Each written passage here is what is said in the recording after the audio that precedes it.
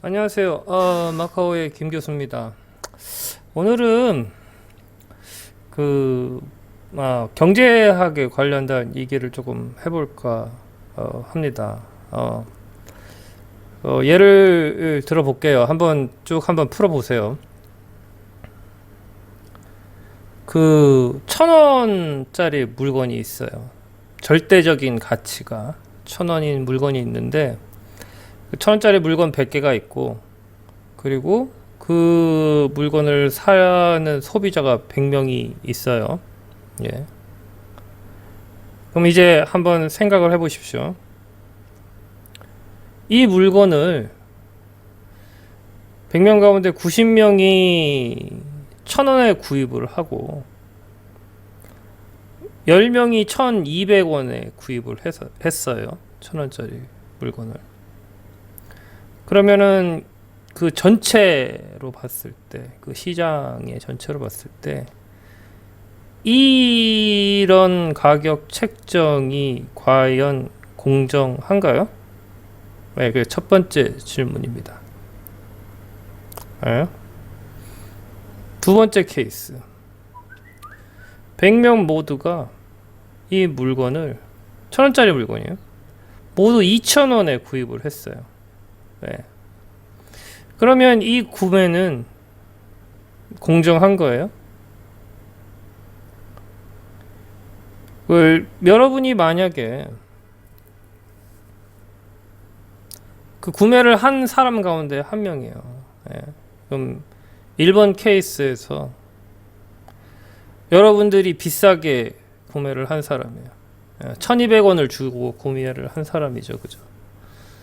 그러면 그렇게 1,200원을 주고 산 사람이 열 받을까요? 아니면 그 2번 상황에서 2,000원을 주고 산 상황에서 모든 사람이 다 2,000원에 구매했다는 사실을 알았을 때 더 열 받을까요? 예. 둘 중에 어느 상황이 더 공정한 것 같아요? 여러분이 물건을 사는 사람 입장이라면, 예. 잘 한번 생각해 보세요. 첫 번째 경우에 여러분이 만약에 다른 사람들보다 비싸게 샀어요. 그죠? 그리고 비싸게 산 걸 알았어. 예.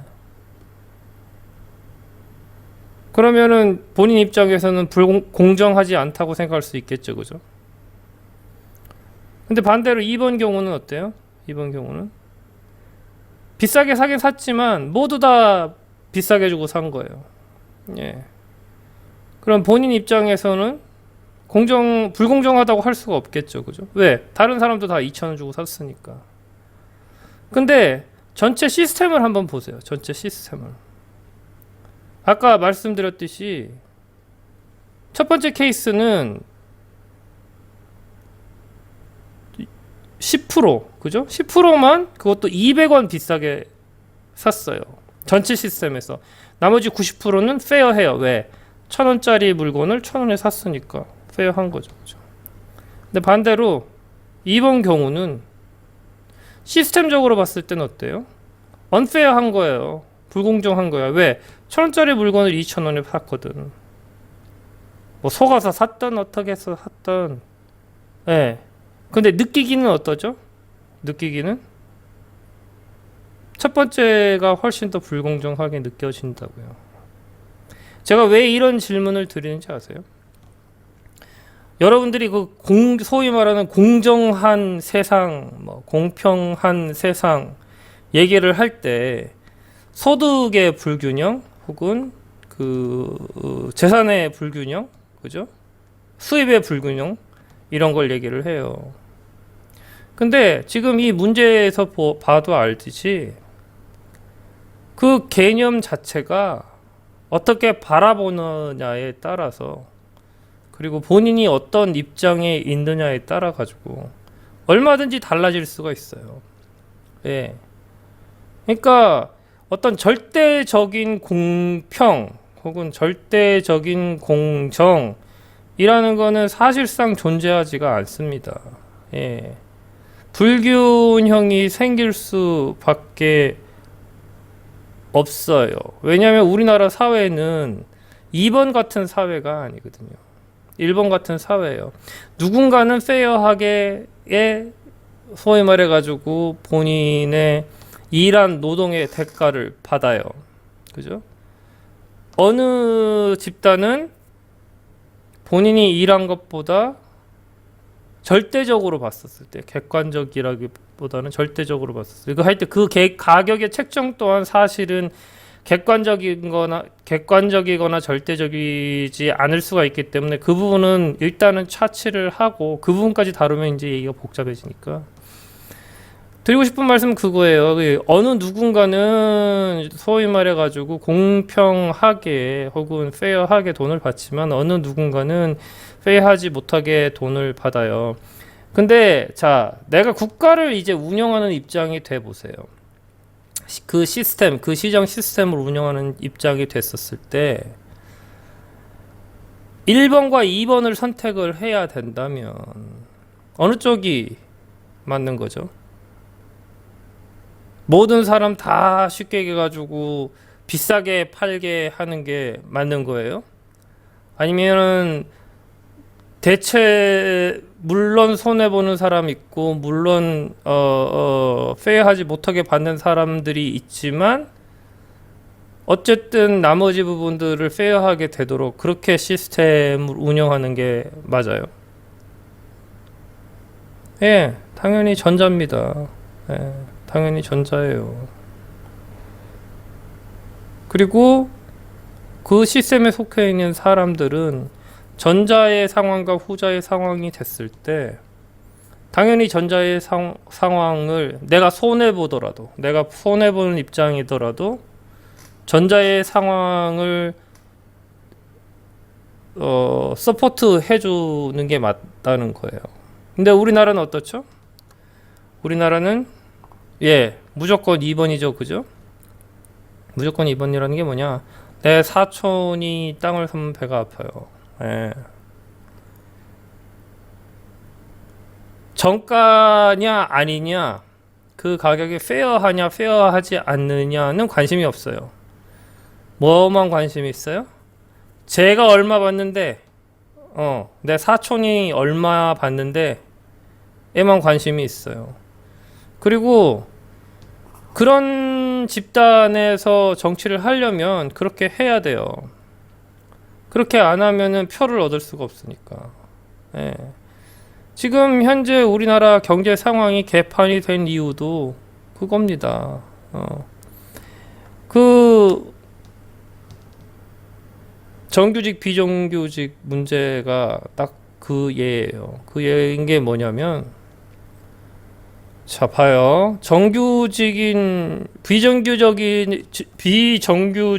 있는 사람들은 정규직만큼 돈을 올리고 정규직으로 전환을 해달라고 얘기를 해요. 그죠? 근데 생각을 해봐야 될 게 뭐냐면 그쪽에 원래 들어가려고 했던 그 버짓 소요 예산이 있단 말이에요. 소요 예산은 한정이 돼 있어요. 그죠?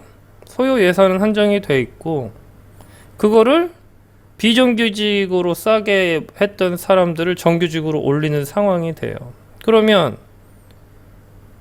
그거에 대해 가지고 그 증분에 대해서는 어떻게 커버를 해야 돼요?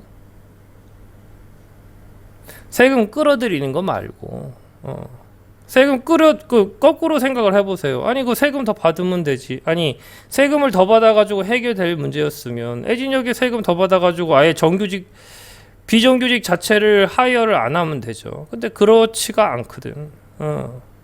예산이 주어졌기 때문에 그 예산에서 할 수 있는 사람만 뽑아야 될 인원은 정해져 있고 거기서 예산을 유도리 있게 사용하려고 보니까 그 정규직과 비정규직의 비율이 나눠진 거라고. 그러면 정규직을 올리게 되면 그럼 정규직에 있는 사람들은 돈 깎아야 돼요. 원칙적으로는 그렇다고. 그게 맞는 거지. 그렇잖아요. 예. 근데 정규직, 비정규직이 돈 오르는 거는 인권을 위해서 필요하다라고 얘기를 하면서 정규직 애들이 쉽게 자기들 월급 깎이는 거에 대해서는 길이길이 날뛴다고. 길이길이 날뛴다고.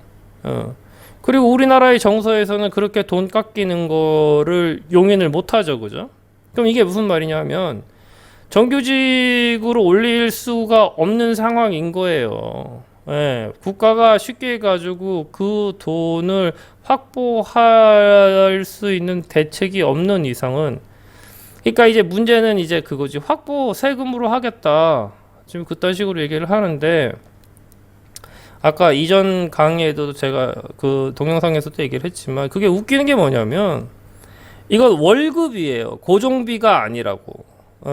픽스드 코스트가 아니야. 딱 그 머릿수만큼 몇 년 이렇게 해가지고 해결이 되는 문제가 아니고 계속 연이 넘어가면 넘어갈수록 그 비용을 계속 충당을 해야 된다고.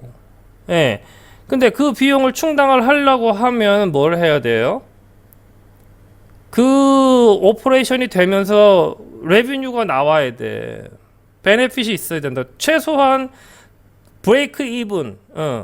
그 고정 비용과 플렉시블 코스트를 커버할 정도의 레비뉴 제너레이션이 돼야지만 다시 서스테이너빌리티가 나옵니다.